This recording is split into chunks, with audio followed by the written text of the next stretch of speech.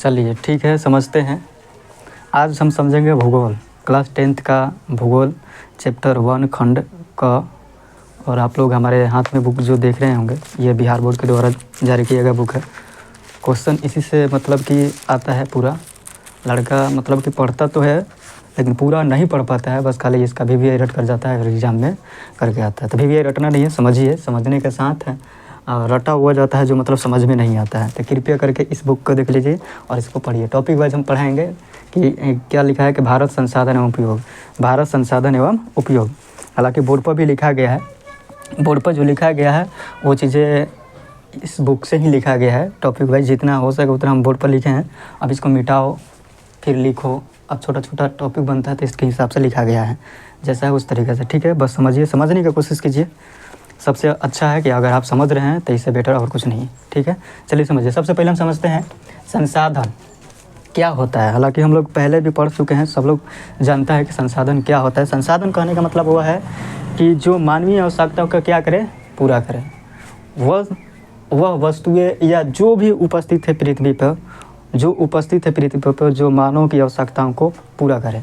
वैसा संसाधन जो मानव की आवश्यकताओं का क्या करे, पूरा करे। वैसा वस्तु, वैसा ऑब्जेक्ट जो मानव की आवश्यकताओं का क्या करता है, पूरा करता है, उससे हम बोलते हैं क्या चीज़ है, संसाधन बोलते हैं। ठीक है, संसाधन बोलते हैं। भारतीय अब यहाँ टॉपिक का नाम समझिए कि भारत संसाधन एवं उपयोग इकाई 1। ठीक है, अब इकाई दे रखा, हम इकाई नहीं समझेंगे, बस समझेंगे कि भारत संसाधन और इसका उपयोग क्या है, यानी कि भारत में संसाधन कहाँ पाया जाता है और इसका उपयोग क्या है और कौन कौन संसाधन होता है। ठीक है, इसके बारे में पढ़ेंगे। ये चैप्टर यही कह रहा है। खंड क पढ़ रहे हैं तो इसके बाद खंड ब पढ़ेंगे। इस तरीके से हमारे बुक में दिया है। ठीक है, तो पृथ्वी पर उपस्थित वो सभी वस्तुएं जो मानवीय आवश्यकताओं का पूरा करें क्या कहलाता है, संसाधन कहलाता है। संसाधन दो तरीक़ा से होते हैं। ठीक है, अगर हम इसको ध्यान से समझें तो संसाधन दो तरीक़ा से होते हैं, यानी दो प्रकार के होते हैं मुख्य तरीक़ा से। तो एक होता है प्राकृतिक संसाधन और दूसरा होता है मानवीय संसाधन। हम प्राकृतिक संसाधन को हम देख पाएंगे अपने अराउंडिंग, या मानवीय संसाधन को भी देख पाएंगे। ठीक है, मानवीय संसाधन मतलब ये समझिए कि हम अपनी इच्छा के अनुसार जो चीज़ें हमें घट रहा है, जो चीज़ें नहीं मिल रहा है, उसको पूरा करने के लिए अगर जिस चीज़ों को हम बना रहे हैं, मानव ने बनाया, वो संसाधन है। लेकिन कैसा संसाधन है, मानवीय संसाधन है। क्यों? क्योंकि उसको मानव ने बनाया। हमें ये बुक चाहिए। आज से लाखों करोड़ों साल पहले इंसान के पास कोई नॉलेज नहीं था। ठीक है, और ना कोई उसके पास बुक था, ऐसा लिखने समझने की शक्ति नहीं थी। कहा जाता है कि मतलब कि हमारे पूर्वज बंदर थे। अब बंदर थे तो बंदर थोड़े लिखेगा पढ़ेगा। ठीक है, तो इसको समझने के लिए हमारे पास बुद्धि है, डेवलप हुए धीरे धीरे। तो हमें आवश्यकता हुआ क्या चीज़ का, कि हमें बुक चाहिए। तो बुक चाहिए तो हम लोग क्या किए, अलग अलग कहानियाँ, अलग अलग चीज़ें लिखने लगे, किसी का थ्योरी लिखने लगे। तो वही सारा थ्योरी आज हम लोग पढ़ रहे हैं। तो ये हमारी आवश्यकता है, हमें विकसित करने के लिए चाहिए। ठीक है, तो अब पानी पीना है तो पानी निकालने के लिए हम लोग क्या करते हैं, पहले कुएं से निकाला जाता था। ठीक है, लेकिन कुएं से निकालने में बहुत मेहनत होता था। लेकिन हम क्या किए, उस आवश्यकताओं को पूरा करने के लिए हम एक ऐसा सुविधा वाला चीज़ें बनाए जिससे हम क्या किए कि तुरंत ही निकल, जैसे चापाकल, मोटर, बोरिंग, ऐसे बहुत सारी चीज़ें। तो ये है जो हमारे आवश्यकताओं को पूरा कर रहा है। तो अब इससे हमें यह अर्थ निकलता है कि मानव के द्वारा बनाया गया जितने भी वस्तुएँ हैं वो सब कैसे संसाधन है, मानवीय संसाधन। अगर हमको मान लीजिए आज यहाँ से जाना है, पटना जाना है, मुंबई जाना है या अमेरिका जाना है, तो हम लोग पहले तो जहाज़ से जाया जाता था, समुद्री जहाज़ से। तो बहुत समय लगता था। समुद्री जहाज़ में जाने का मतलब समुद्री लुटेरे से भी डर लगता था और वहाँ तक पहुँचने के लिए बहुत समय लगता था। ठीक है, तो अब हमको इमरजेंसी और अर्जेंट जाना है तो हम उसके लिए क्या उपयोग करते हैं, तो हवाई जहाज़ का, वायुयान का उपयोग करते हैं और बड़े बड़े बोट का उपयोग करते हैं, जो समुद्री जहाज़ होता है उसका उपयोग करते हैं। तो अब ये क्या है, ये है डेवलपिंग, और डेवलपिंग ही हमें विकास की ओर ले जाता है और विकास ही बताता है कि हमारे संसाधन कितने विकसित हैं। ठीक है, तो आज हम एयरपोर्ट निर्माण किए हैं, ब्रिज निर्माण किए हैं, सड़क, रेलवे स्टेशन, बहुत सारे ऐसे चीज़ें हैं जो इंसान ने बनाया है अपनी आवश्यकताओं को पूर्ति करने के लिए। तो वो संसाधन ही है। लेकिन कौन सा संसाधन है, मानवीय। क्यों? क्योंकि मानव ने उसको बनाया है, यानी कि मानव निर्मित संसाधन ही है। यानी कि जो मानव बनाया वो मानवीय संसाधन, और जो इंसान नहीं बना सकता है, इंसान जो नहीं बना सकता, हालांकि पेड़ पौधे ये सारी चीज़ों को हम लोग नहीं बना सकते हैं। ठीक है, तो जो ईश्वर ने बनाया है, जो ईश्वरीय देन हो, जो पहले से विद्वान हो, वो सब क्या कहलाएगा, प्राकृतिक संसाधन। ठीक है, नदी, झील, पहाड़, झरना, ये जैसे है भूकंप, ये सब कैसा संसाधन है, प्राकृतिक है। ये सब जो भूकंप है एक आपत्तिजनक है, इसे क्या कहते हैं, आपदा कहते हैं, हालांकि ये ईश्वर का ही देन है। ठीक है, लेकिन हम संसाधन पढ़ रहे हैं जिससे हम पेड़ पौधा, नदी, झील, झरना, पहाड़, पर्वत, ये सब क्या है, भूमि, ये सब क्या है, प्राकृतिक संसाधन है।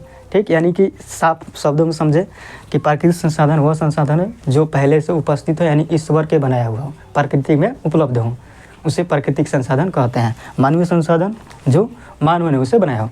अब इसको हम पढ़ेंगे, संसाधन का अलग अलग प्रकार है, संसाधन सब है, लेकिन हमको अध्ययन करना है संसाधन के बारे में अच्छा से, तो हम क्या करेंगे, उसको बांटेंगे, उसके अंतर्गत कौन संसाधन आएगा, इसके अंतर्गत कौन संसाधन आएगा, इस तरीक़ा से। ठीक है, तो समझते हैं, हम समझ गए कि पृथ्वी पर उपस्थित वो सारी वस्तुएं जो मानव की आवश्यकताओं का पूरा करे उसे क्या कहते हैं, संसाधन कहते हैं। अब यहाँ पर कुछ ऐसे आएंगे, ऐसे कुछ आर्कियोलॉजिस्ट, कुछ भूगोलविद ऐसे आएंगे जो क्या करेंगे, यहाँ पे अपने अपने कथन में, अपने अपने डेफिनेशन में बोलेंगे कि संसाधन क्या होता है।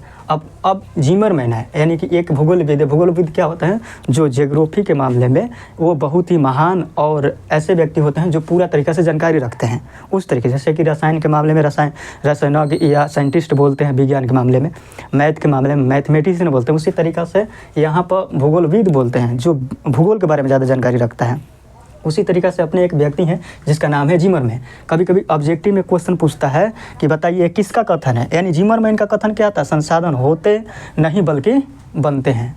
ये किसका कथन है, संसाधन होते नहीं और बल्कि क्या होते हैं, बनते हैं। ये किसका कथन है, तो जिमरमैन का कथन है। ऑब्जेक्टिव में कभी कभी पूछता है कि संसाधन होते नहीं बनते हैं, ये किसका कथन है, तो भूगोलविद जिमरमैन का है। इनका साफ कहने का मतलब है कि संसाधन होते नहीं है, उसको क्या किया जाता है, बनाया जाता है। हालांकि ये 100% सही नहीं है। संसाधन पहले से भी तो विद्यमान है ना, जिसका हम आज उपयोग कर रहे हैं, क्या उसको हम बनाए हैं, नहीं बनाए हैं। ठीक है, लेकिन इनका भी कहने का मतलब एक चीज़ है कि मान लीजिए संसाधन, ये पेड़ पौधा, ये सारी चीज़ है, ठीक है, वो है, लेकिन वो उपयोग लायक नहीं है। लेकिन हम लोग क्या करते हैं, उसको काट करके टेबल कुर्सी बनाते हैं तो उपयोग लायक बना दी। तो इनका कथन यही कहना है कि संसाधन होते नहीं हैं, उसको बनाए जाते हैं। मतलब क्या चाहिए, बनते हैं। पेड़ पौधा है, लेकिन क्या उस पेड़ पौधा उपयोग में आएगा, ठीक है, उससे काट करके चेयर, बहुत सारी चीज़ें बनाया जाएगा, तो उसको हम क्या करेंगे, उपयोग में लाएंगे, तो वो क्या हो जाएगा, क्या कहेंगे उसको, तो संसाधन बनता है। उसके अनुसार इन्होंने कहा। ठीक है, इसको याद रखिएगा। जिमरमैन भूगोलविद हैं जो जिसने अपने कथनों में क्या कहा था कि संसाधन होते नहीं, क्या होते हैं, बनते हैं। दूसरा, संसाधन किसी भी देश का आर्थिक सामाजिक मेरुदंड होता है। इसका मतलब यह हुआ कि किसी भी देश का आर्थिक सामाजिक मेरुदंड इसलिए होता है क्योंकि संसाधन से ही पता चलता है कि देश की स्थिति कैसी है। देश की स्थिति कैसे करने का मतलब, खनिज संसाधन बहुत सारे, कोयला, पेट्रोलियम, ये सारी चीज़ें। अगर मान लीजिए हमारे पास पेट्रोलियम होता, इंडिया में पेट्रोलियम होता, तो हम लोग दूसरे जगह से हम खरीदते नहीं, इसका खरीद विक्रय नहीं करते हैं। अगर हमारे पास होता तो हम लोग क्या करते हैं, इसको बेचते हैं। यानी कि किसी का भी आर्थिक स्थिति देखना है कि उसके पास देखिए कितने संसाधन हैं, भरपूर मात्रा में खनिज कितने हैं, मतलब कि बहुत सारे ऐसे कितने हैं, ये सब किसको डिनोट करता है, उसके विकसित को, इसको डेवलपिंग को। हमारे पास है, लेकिन उसको हम या तो खोज नहीं पाए हैं, है भी तो बहुत कम मात्रा में। संसाधन एक कैसी मतलब कि मान लीजिए पेट्रोलियम हुआ और एक कोयला हुआ, तो ये एक ऐसी संसाधन है जो निश्चित संसाधन जो आने वाला भविष्य में ये ख़त्म हो सकता है। इसलिए हम कहते हैं, यहाँ पर लिखा गया कि संसाधन किसी भी देश का क्या होता है, आर्थिक सामाजिक क्या होता है, मेरुदंड होता है। मेरुदंड मतलब बैंक ऑफ बोन कह सकते हैं संसाधन को। किसका बैक ऑफ बोन, किसी भी देश का, भारत देश का, अमेरिका का, किसी भी देश का। अगर वहाँ पर प्रचुर मात्रा में संसाधन है तो मतलब वो देश विकसित है, वो आने वाले समय में उस चीज़ों को निकाल करके क्या करेगा, उपयोग कर सकता है। इसलिए हम कहते हैं कि पूरा जो देश है किसके ऊपर निर्भर है, संसाधन के ऊपर निर्भर है। संसाधन नहीं रहेगा तो मानव के जो इतिहास होगा या मानव डेवलप नहीं कर पाएगा या उसका देश डेवलप नहीं कर पाएगा। चलिए, जापान एक ऐसा देश है जो प्राकृतिक संसाधन में क्या है, विपत्र, मतलब कि प्राकृतिक संसाधन उसके पास तो नहीं है, बहुत छोटा सा देश है, उसके पास प्राकृतिक संसाधन नहीं है, लेकिन उसके पास विज्ञान, टेक्नोलॉजी, मानवीय संसाधन इतने भरपूर मात्रा में है जो सारे देश से आगे है। ठीक है, विज्ञान इसके अंदर, हालांकि अगर कहा जाए विज्ञान के मामले में जापान बहुत आगे है। ठीक, बहुत आगे विज्ञान के मामले में। अब इसको समझते हैं यहाँ पे, यानी कि जापान इनके पास प्राकृतिक संसाधन नहीं है, लेकिन क्या है, इसके पास मानवीय संसाधन बहुत प्रचुर मात्रा में है और ज़्यादा है। ठीक है, तो आगे समझते हैं क्या देखिए संसाधनों का वर्गीकरण। अब संसाधनों का वर्गीकरण अब समझेंगे। संसाधनों का वर्गीकरण, संसाधनों का वर्गीकरण क्या होता है अब समझे। इसको अभी जस्ट बोले हैं कि संसाधन को अलग अलग चीज़ों में बांटा गया है। अब संसाधनों का वर्गीकरण हम पीछे ही बता चुके हैं कि इसको अध्ययन करने के लिए अलग अलग रूपों में हम इसको क्या करेंगे, समझेंगे। तो देखिए पहला में है उत्पत्ति के आधार पर। संसाधन उत्पत्ति के आधार पर भी बांटा गया है, कितने प्रकार के होते हैं। फिर उपयोगिता के आधार पर, स्वामित्व के आधार पर, विकास की स्थिति के आधार पर। ये क्या है, संसाधन का वर्गीकरण है। उपयोगिता के आधार पर और उत्पत्ति के आधार पर कौन कौन सा साधन उत्पन्न हुए हैं, किसका उपयोगिता क्या है, इसके आधार पर हम संसाधन को वर्गीकृत किए हैं। ठीक है, तो यहाँ पर हम देख सकते हैं संसाधन को। संसाधन दो होता है, एक होता है प्राकृतिक संसाधन और दूसरा होता है मानवीय संसाधन। तो प्राकृतिक संसाधन में हम देखते हैं कि एक आता है नवीकरणीय संसाधन और दूसरा आता है अनवीकरणीय संसाधन। ठीक, और मानवीय संसाधन में हम देखते हैं कि क्या आता है, इसे बोलते हैं संरचनाएं एवं संस्थाएं, और ये है मात्रा एवं गुणवत्ता। ये है कौन सा, तो मानवीय संसाधन। और ये है प्राकृतिक संसाधन। तो प्राकृतिक संसाधन में दो चीज़ें आता है, नवीकरणीय और अनवीकरणीय। नवीकरणीय मतलब जिसके अंदर, जिसे बोल सकते हैं क्या बोल सकते हैं, इसे गैर प्राकृतिक संसाधन बोल सकते हैं। ठीक है, जिसमें आएगा मतलब कि नवीकरणीय संसाधन वैसा संसाधन जिसको उपयोग करने के बाद पुनः उसको रिसाइकिल किया जाए, फिर से उपयोग किया जा सकता है, वो क्या कहलाएगा, नवीकरणीय संसाधन कहलाएगा। जिसमें सौर ऊर्जा आएगा, सोलर प्लेट, सौर ऊर्जा, ऐसे ये सब कैसा संसाधन हो जाएंगे, नवीकरणीय संसाधन। यानी कि स्पष्ट रूप में नवीकरणीय संसाधन वैसा संसाधन जिसको एक बार उपयोग करने के बाद फिर से दोबारा उसको हम उपयोग कर सकते हैं, पुनः उपयोग कर सकते हैं, उसे नवीकरणीय संसाधन। और नवीकरणीय संसाधन जिसको एक बार उपयोग करने के बाद दोबारा हम उपयोग नहीं कर सकते हैं, जैसे कोयला, पेट्रोलियम, प्राकृतिक गैस, ये बहुत सारे जो हैं जिसका हम उपयोग दोबारा पुनः नहीं कर सकते हैं, तो अनवीकरणीय संसाधन होता है। जिसको हम जीवाश्म कहते हैं, टोटल जीवाश्म। अब जीवाश्म में तो एक नियमित मात्रा में होगा, कितना है, कितना 1000 टन है, फिर आने वाला समय में क्या हो जाएगा, ख़त्म हो जाएगा। यानी कि नवीकरणीय एक निश्चित मात्रा होता है और अनवीकरणीय जो होता है एक अनिश्चित मात्रा होता है, जिसमें मतलब कोई नहीं कर सकता, यानी कि इसको उपयोग करने के बाद फिर से दोबारा उपयोग कर सकते हैं, रिसाइकिल कर सकते हैं, ये आता है नवीकरणीय। और जिसको एक बार उपयोग करने के बाद दोबारा उपयोग ना करते इसे अनवीकरणीय। ये दोनों संसाधन जो है किस में आते हैं, प्राकृतिक संसाधन में आते हैं। मानवीय संसाधन में संरचना के आधार पर हो जाएंगे और मात्रा के और उसके गुणवत्ता के आधार पर हो जाएंगे।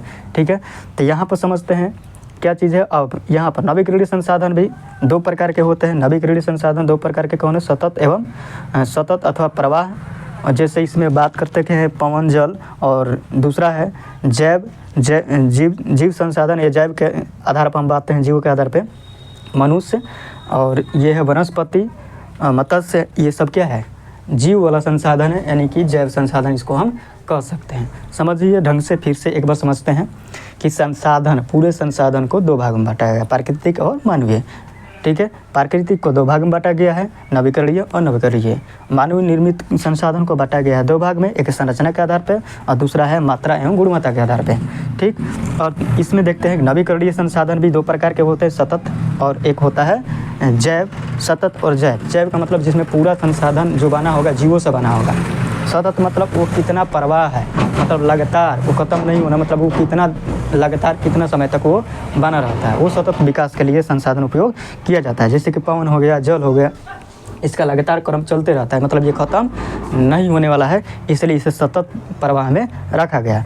अब मनुष्य, वनस्पति और मत्स्य, ये सब जो है ये क्या है, जैव संसाधन है, ये जीव से रिलेटेड है, इसलिए इसको किसके अंतर्गत रखा गया है, जीव संसाधन के अंतर्गत रखा गया है।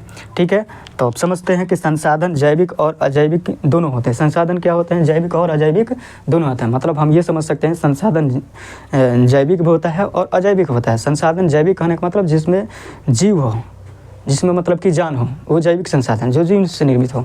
और अजैविक जिसमें मतलब कि जान नहीं हो या निर्जीव हो। आम भाषा में समझे कि एक सजीव और एक निर्जीव। तो सजीव को कहेंगे क्या चीज़ें, जैविक संसाधन, और निर्जीव को कहेंगे अजैविक संसाधन। ठीक है, जो हम पीछे इधर बताए हैं इससे में प्रकार में इसके। जैविक संसाधन के अंतर्गत क्या आएगा, वनस्पति, वन्य जीव, जलीय जीव, ये जो हैं ये क्या है, सब जीव है। देख लीजिए, इसको याद करने की जरूरत नहीं है।